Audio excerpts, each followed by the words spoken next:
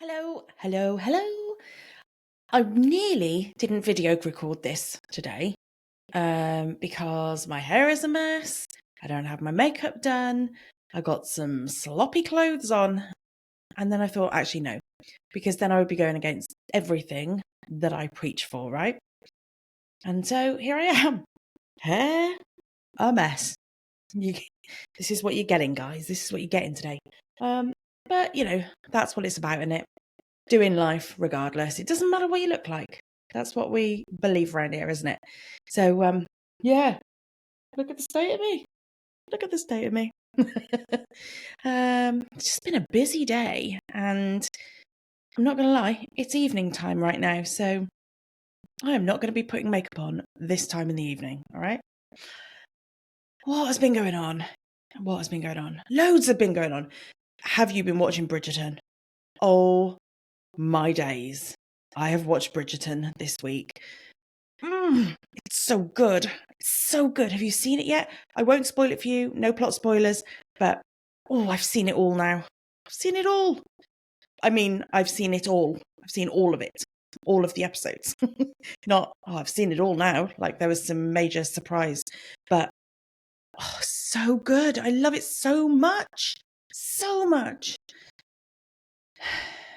If you do not know what Bridgerton is, if you have not watched it yet, we cannot be friends until you've gone and watched it, okay? Just saying. It's so good. But I can't say any more than that because I might spoil it for you if you haven't watched it yet, and I'm not going to do that. What else has been going on? Oh, I've got a new family member. I can't show you her because she's hiding away in a little box at the moment. But we have got a lovely new cat. We rescued her. We went and we rescued a cat. We did think about a kitten. We looked at some kittens, looked around for some kittens. And then on this pet rescue place, on their Facebook page, was this beautiful grey and white 3-year-old cat. And she just looked like the sweetest thing. And we were like, oh, she has to come and live with us. So we picked her up this weekend and she is just so, so sweet. She's so gentle and she's so loving and she's all about the fuss, right? So, when cats want their heads rubbed all the time, this is Luna. This is her. She's all about the head fuss. So happy that she's here. She's so lovely. I can't wait for you to see her. I did put a little photo on, where did I put it? Instagram, because she spent the first long time down the side of a chest of drawers. She didn't want to come out, but that's what cats do, isn't it? When you first bring them home. Yeah, so she's settling in. She's starting to much around. She's ventured out of the room that we've given her. Well, actually, I haven't given her a room. She's got my office. So this is where I am. I'm sat in here, and she is tucked away down in a little box, hiding and trying to feel safe. So you just got to give a cat time, haven't you, when they come to a new home? And I think because she's a rescue, then it means she probably might be a little bit more nervous of things. So just giving her time. But can't wait till she wants to come and play. And I think Mabel will be happy because she will have a playmate back. And that's what she's been missing since Tilly's gone. So fingers crossed, it all works out for the best. But this means that for the podcast, we get to resurrect the tales from the Cat Diaries. Do you remember those? Oh my God, do you remember when Tilly did her foot in? Oh my God. If you haven't listened to that far back in the podcast, then go and listen because wow, was that ever a journey. It was a nightmare. Yeah, it was hard work. And so you've got all the updates then. Well, they may be about to start again. Tell you what, I'll put a photo of Luna on my Instagram tonight, and then you'll be able to see her if you get this podcast, obviously, at the time that it gets released. What else has been going on? Don't know. I think that's it. I think that's enough, though, right? All of the Bridgerton and a new cat. Lovely Luna. Yeah. So I think that's it. I think that's my updates for the week. But how are you? Are you good? I hope so. But we'd have a little bit of fun this week. This week, I'm bringing you the 10 Commandments of Dieting. The 10 Commandments of Dieting that we love to break. I was just thinking about all the crazy, stupid rules that diets give us. We've talked about lots of different things in the membership sessions lately, and there's so much that comes up and you're like, why? Why did I even do that? It was bloody balmy. But we do, because it's dieting and it sucks us in and it makes us believe that we can be better, different to what we are now, that sort of thing.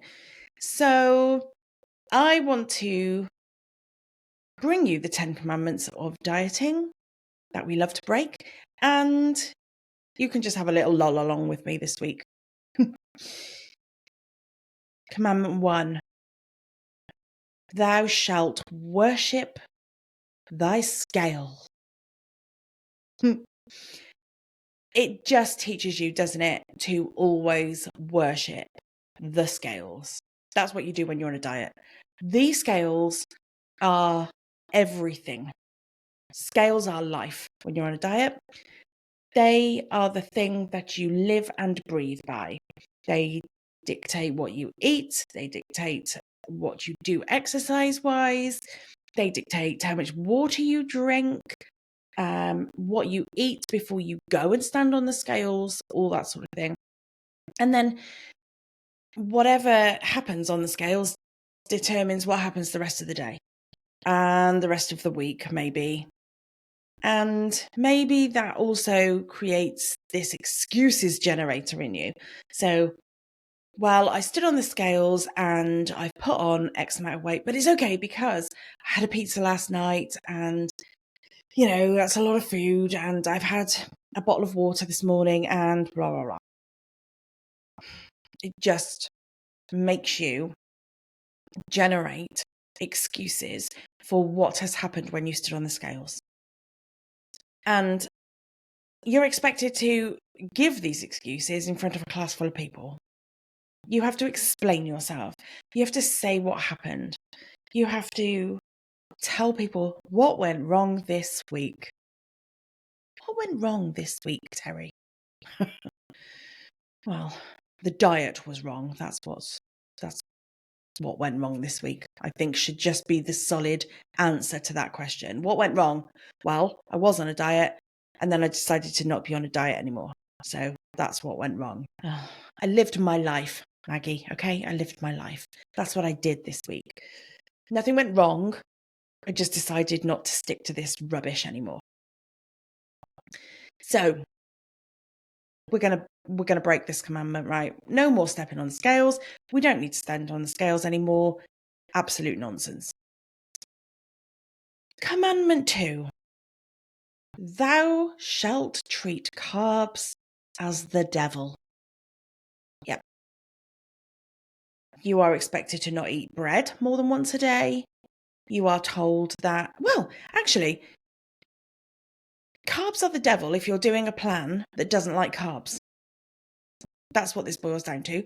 So if you go to a slimming club, then carbs might be okay, but only certain types of carbs. So you can't have bread more than twice a day. You can have things that are high in fiber. You can have as many vegetables as you want, and we know there are carbs in vegetables, right?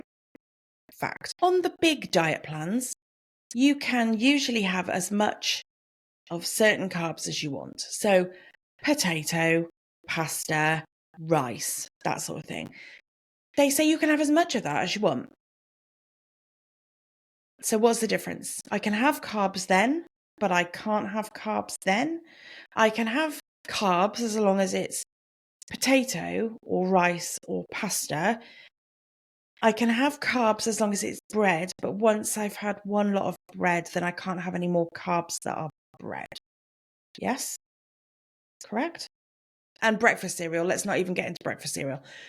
No, let's get into breakfast cereal. You can have breakfast cereal. You can have that form of carbs, but you can only have a very teeny tiny amount. Ain't nobody surviving on a tiny little 30-gram serving or whatever it is of a decent cereal. That's just a fact. So you can have carbs in the form of breakfast cereal, but only a little bit. And only if you don't have bread, because if you have bread, then you can't have cereal. But you can still have the rice, the potato, the pasta. God. Isn't it confusing? It's no wonder we don't know what we're doing when we're on a diet, when there's stupid rules like that all the time. So, you can have carbs, but you can't have carbs. But if you do something like Atkins, you absolutely cannot have carbs. No carbs. Now, that's really difficult to do. Really, really difficult. Keto, same thing. Same diet, different name. You cannot have carbs. Carbs are indeed the devil there. But then you can still have some vegetables. So you can have some carbs. But yes, carbs are the devil there. So you can only live on fat and protein. Yeah. I mean, it's not like our body lives for carbs though, right? It's not like 20% of our energy intake, primarily carbs, fuels our brain or anything. It's not like our body's preferred source of fuel is carbs. Oh, no, wait. Those things are true. You can't function without carbs. Not long term. Your body needs them. So these diets that demonize carbs, what a load of rubbish. What a load of rubbish. So go forth and break that commandment, my friend. Thou shalt count every calorie religiously. Yeah, can we just pass on that? Can we just enjoy our food, please? Can we just think about what we're eating, what our body wants, how much we want, how hungry are we when we sit down to eat? I want to eat the amount of food that satisfies my hunger, my fullness, and actually what I'm looking for in a meal. I do not want my meal size dictated by the calories in the portions. And a prime example of this is today. So today I took in my lunchbox, I took a slice of frittata and a salad. I did plan on taking a few crackers, but I completely forgot them, so I left them behind. That was an accident. But I had this salad and this frittata, and I ate it, and I ate the other bits and pieces that I had with me. And by the time I was ready to come home at 5 o'clock, I was so hungry. And that horrible hunger feeling where you feel a bit sick and it's verging on real discomfort. That's how I felt. And I started to feel hungry, probably 3 o'clock-ish, and I didn't have any more food with me. So I was then in this position where I'd not eaten enough food to see me through, and I was really, really hungry. Now, I know that lunch was not big enough for me. That lunch on a diet would have been perfect. Absolutely perfect. Bang on. That would have been a free lunch. But for me, that was not enough. I needed something bulkier. I needed something more substantial. I should probably have put some carbs in there. I didn't have any, and I should have put some in there. And for me, it wasn't enough. So to calorie count, to restrict calories in the day is not the way forward. It's much, much healthier to be governed by what you want to eat, how much you want to eat, how much you need to eat. Because also, don't forget that what you need to eat one day will be completely different to another day. Today I might be starving hungry. Tomorrow that might satisfy me. Who knows? And never mind the fact that you can't have the nice stuff around it. So if you're counting calories, you're probably having to restrict the lovely stuff that you enjoy. A glass of wine at the weekend, or maybe 2 or 3. The ice cream in the evening. I love my ice cream in the evening. I couldn't have that if I was calorie counting, because by the time I got to the evening, I would have eaten all my calories. So absolute nonsense calorie counting. I don't like it. Don't want to do it. Let's break that commandment too. What's next? Thou shalt obey the latest diet trend like it is the gospel. People follow diet trends because they've seen them on social media and they think that is the done thing. And it is the best of the best because they see people on social media and they see them doing well at them. And that is because people don't show you anything but the highlights reel, right? So they don't show you the weeks where they've gained weight. They don't show you the weeks where no weight has moved. They don't show you the days where they are absolutely starving hungry or not satisfied by food. They don't show you the binges that happen because of the restriction. They just show you this diet that is working. I say that in, speech marks, inverted air quote things. Because it's only working temporarily. That weight loss might be there, but it's only going to be temporary. So the working thing in the short term is what creates the hype about these diets. But once people have stopped doing them, then the weight comes back on. And these trends often don't last very long. They last a while, people get excited by them, they get some results, and before you know it, flash in the pan, that's gone, and something else is hit. And it's not just diets, it's all the health and wellness kicks. Stupid drinks with all this concoction of herbs and spices in first thing in the morning, or totally restricting one type of food group. Well, that's very much dieting, but you know what I mean. I'm just trying to think. There was a cayenne pepper one, wasn't there, at one point? People were all about cayenne pepper. Celery juice. Remember the celery juice diet? That was massive. Massive. And these things come and go. Like, where is the celery diet now? Where is the celery juice diet now? I haven't heard of it for a very long time now. And that's because these things come and go, because they're not sustainable. They don't stick around. People start to see through them. They start to see the nonsense that is behind them. And they come and go. So we don't need to follow the latest diet that is floating around social media, right? Why don't we just follow what our body wants? Would that not be nice? That'd be nicer, wouldn't it? Trends. Let them go. Just let them come, let them go. I don't think there's anything wrong with taking aspects of these things and trying them to see how they feel for you.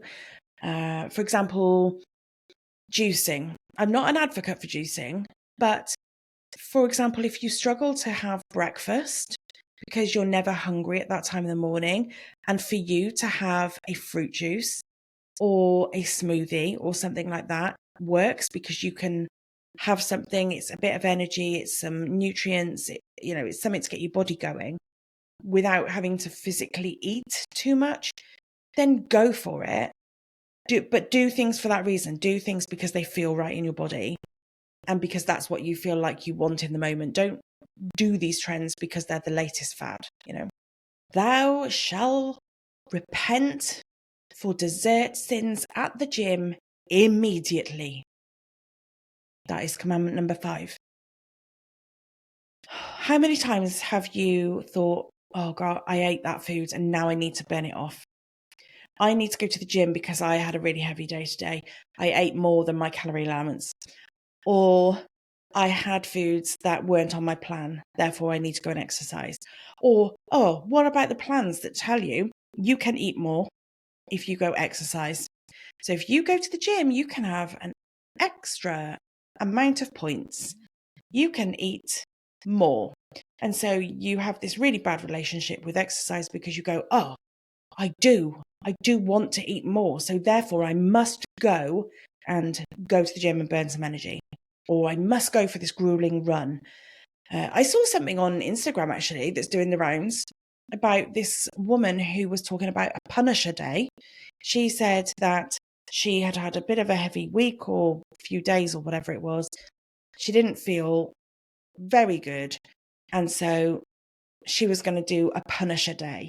And I won't tell you what was in that day, but she was basically going to give herself a good hiding for the day. And it was going to be miserable. And she was saying, do I want to do it? No. Should I do it? Yes. Have I got the motivation? No. Do I need to? Yes. It's not pleasant watching. That is because for that person, exercise is linked to food.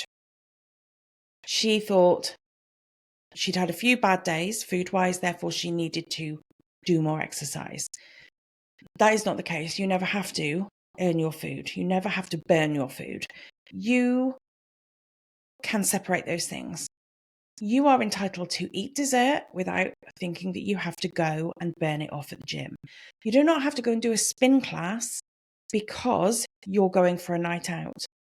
You do not have to go and do a circuits class and 100 burpees. Ugh, no, thank you. Not doing burpees.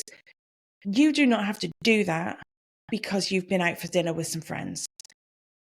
No, you just do not have to. You completely need to detach those two things. Food and exercise, they're not interlinked. They really are not, and they shouldn't be. So, thou shalt repent for dessert sins at the gym immediately. Let's smash that commandment. Let's not bother. Thank you. How about we just have a slice of cake, guilt-free, and we see movement as something joyful, something we enjoy, and not a punishment. Thank you. Yes. Commandment 6. Thou shalt rejoice only when thy clothes size shrinks. This is what diet clubs teach us, right? And this is what diets as a whole teach us. You celebrate losing dress sizes. You celebrate the inches dropping off. You celebrate your body shrinking. You celebrate the numbers on the tape measure. You celebrate dropping clothes sizes. And everything about that says you were not good enough when you were in a higher clothes size, or you were not good enough when you had those extra inches on you. You were not good enough when your body was that size. We're taught only to celebrate when our bodies get smaller and when we can fit into smaller dress sizes. God, what was that program? Drop a dress size in. Hang on. I'm going to Google it. Be right back. No, pointless exercise because I Googled TV show, drop a dress size, and I just got this massive list of all these different things that were drop a dress size, drop a dress size, drop a dress size. So I'm sure there was a TV program at some point that was all about dropping X amount of dress sizes in a very, very small amount of time. Look at The Biggest Loser. That's a very good example.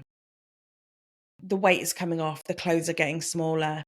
And at the end of these TV shows, isn't it always the case where they glam up the person? They have a makeover. They wear these tight, fitted clothes, bodycon dresses or very tight dresses.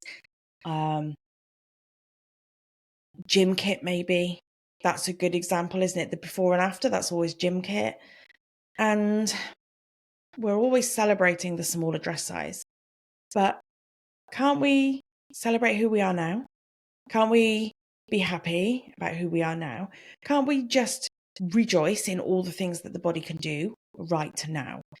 Like, it's amazing what the body can do. I am still doing my yoga, by the way. Really pleased with myself. But I'm still doing my yoga. And every day I feel a little bit stronger. Every day I move a little bit differently. Every day I'm able to hold something a little bit more. And I am celebrating my body for that, because my body's not a skinny body. My body is definitely big girl size. And it's still able to do amazing things. So why do we not rejoice in ourselves right now, not instead of waiting for, the clothes to be smaller? That's a much better idea, right? Number 7, commandment number 7, thou shalt ensure that every meal is Instagrammable and healthy. Right, so if you're sharing food on Instagram, is generally going to be one of two camps. It is either going to be the most delicious, luxurious, plated, styled, I don't know, all the descriptors, meal that you've ever eaten. And you're like, everybody needs to see this. The world needs to see this glorious thing on the plate in front of me. Or it's going to be a diet meal. And it's probably going to form something like what I eat in a day. What I eat today. What I eat in a day on my diet. Ugh. Hate what I eat in a day posts. Because, again, highlights reel. Nobody ever shares everything that they eat. Nobody shares the half a chicken nugget that they've picked up off the kids' plate because they finished eating. Nobody shows the extra couple of chips they put in their mouth when they were plating up the kids' dinner. Nobody shows you the piece of cheese that they put in their mouth because they live by the rule that one for the diet food plate, one for my mouth. I used to do that. I used to weigh my cheese and then I'd cut another slice just for me to eat right there and then. So, everything you see on social media is styled food, and that works for the really, really good food. And I mean when I say good food, I mean the stuff that you want to see, the stuff that makes you drool when you look at it, and the typically Instagrammable, diety, healthy meals. What if we lived in a world where food didn't need social validation?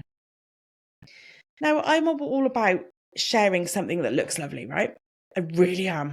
I want to see your food. If it looks gorgeous on a plate, I want to see it. If it's colourful, if it's varied, if it's something different, if it's gooey and chocolatey, if there is just ice cream oozing out of something, I want to see that. I want to see it because I want to drool with you. I don't want to see anything that isn't being celebrated for that reason. So the diet food, the healthy meals, look what I ate today and it's only X amount of sins or X amount of points. Don't want to see it. Not interested, love. No. Not interested. What was I going to say then? Oh, I know. There is an Instagram feed that you really have to follow. It's called Slimming Hurled. It is so funny.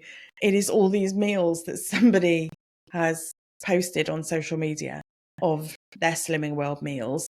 And they're posting it like, this is the best meal ever. And Slimming Hurled is making comments about how it is definitely the grossest thing they've ever seen on a plate. Definitely one for your feed. Honest to God. You follow that feed, you will never want to put together a Slimming World meal again, as long as you live. It's really funny. You've got to see it for what it is. It's humour. Some of the stuff looks awful. So gross. Go give it a look up. It's funny. 8. Commandment number 8. Thou shalt covet thy neighbour's perfect body. All right. It might be your neighbour, it might be your friend, it might be a family member, it might be somebody at work, it might be just someone you see on the internet, someone you see on social media. But let's stop the comparison. All right. You don't need to compare yourself to somebody else. You do not need to decide whether you are more attractive than them or less attractive than them, whether your body is bigger or smaller than theirs, whether you've got natural cheekbones like they do, and whether, you're as curvaceous as they are. Yeah, whatever it is, whatever you're looking for in this person that you're admiring, that's not you. You are you. And I'm not saying don't admire somebody, because you absolutely can look at another human being and appreciate what they look like. I think the problem comes when you compare somebody to what you look like. So to look at somebody, a friend, a colleague, a family member, somebody on social media, and say, they are really attractive. I find them really attractive. That's fine. That's awesome. That's human nature. To compare yourself to them, though, to look at them and wonder how you size up to them, let's not go down that route, because all that does is make you feel bad and makes you feel like you want to change yourself. Or if it's the other way, maybe it makes you feel good because you think of yourself as better than that other person. And in which case, you're actually then putting down the person that you're comparing yourself to. You're putting down their body type. You're saying that their body is not right and yours is better. And that's not what we want. We don't need body comparisons, right? That's got to go. It's got to go. So yes, have appreciation for another human being. Have the body type that you like the look of, but don't compare yourself. There's a very famous saying, isn't there? Comparison is the thief of joy. True story. Don't compare yourself. It does no good. Commandment number 9. Thou shalt abstain from forbidden foods forevermore. Forbidden foods. That is not something that should even be in your head anymore. If you're away from dieting, if you're on an intuitive eating diary, what? There we go. There's one every episode, isn't there? There is something wrong with my ability to speak every single episode. Forbidden foods should not be in your mind. That is not a thing anymore. If you are on a journey, if you're on the intuitive eating path, then we don't have forbidden foods. Because once you forbid something, you tell your brain you can't have that anymore, and your brain goes, you watch me. You say I can't have it, I want it. I'm going to get it. It's so much easier to just be relaxed about it and just say, if I want to have chocolate, I'll have chocolate. If I want to have cake, I'll have cake. If I want to have a whole pizza, I'll have a whole pizza. If I want to have 6 pizzas, I'll have 6 pizzas. I mean, good on you. If you can eat 6 pizzas in one sitting, fair dues. But if that's what you want, go for it. No more forbidden foods. Oh, good Lord. Do you know what it is? It's my mind wants me to talk Bible speak and say forbidden fruit. Who knew that was in my head? Who knew that was ingrained? But anyway, forbidden foods. Let's just embrace all foods. Let's have a balance of all foods. Let's be grateful for all foods. Let's enjoy all foods. Commandment number 10. Thou shalt find salvation in achieving the ideal weight. Here's an idea. What if you could find that salvation in self-acceptance? What if you could find it in accepting your body neutrality, body love, if you can get there right now. But if you can't, then just neutrality and acceptance is good. What if you found it in peace with food? What if you were able to just have the food you wanted, no guilt, no feeling bad, no making up for it, no consequences? There's no need to be forever searching for this ideal weight. There is no ideal weight that is set on a scale. There is no grade for you to achieve. Your ideal weight is what your body wants it to be. And that will change over time because our bodies are living, breathing things. Your body weight, your ideal body weight, is not set in stone. I am a very different body weight and type now to what I was 20, 25, 30 years ago. Well, definitely 30 years ago because I was a young teenager then. But you know what I mean.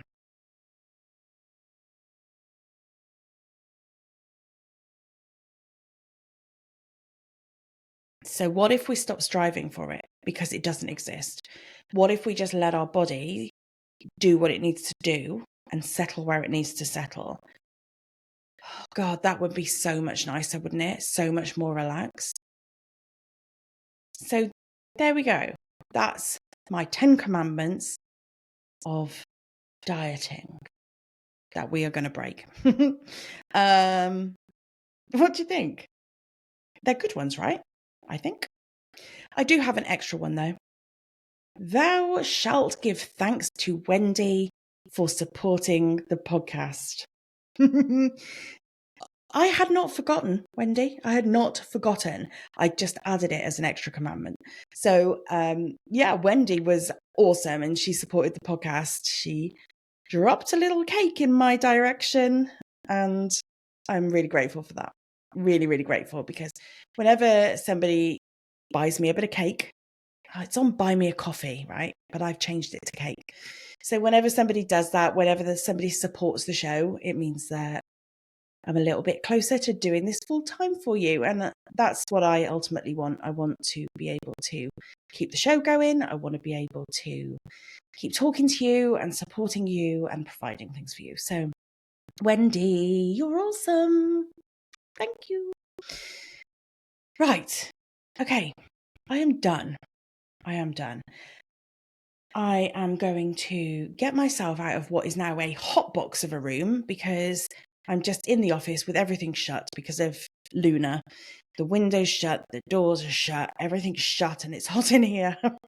And it doesn't help that I've now got a long sleeve top on a hot day and the electronics that are kicking out the heat and stuff. So, I'm going to get myself out of here. But thank you. I hope you enjoyed the episode. Just a little bit of fun in it today. Please don't get offended if you think I've taken religion too far. That is not what this is about. That's not what this is about. I'm just having a little bit of fun. All right. Right. I love you and leave you. And I will speak to you really soon. See you later. Bye.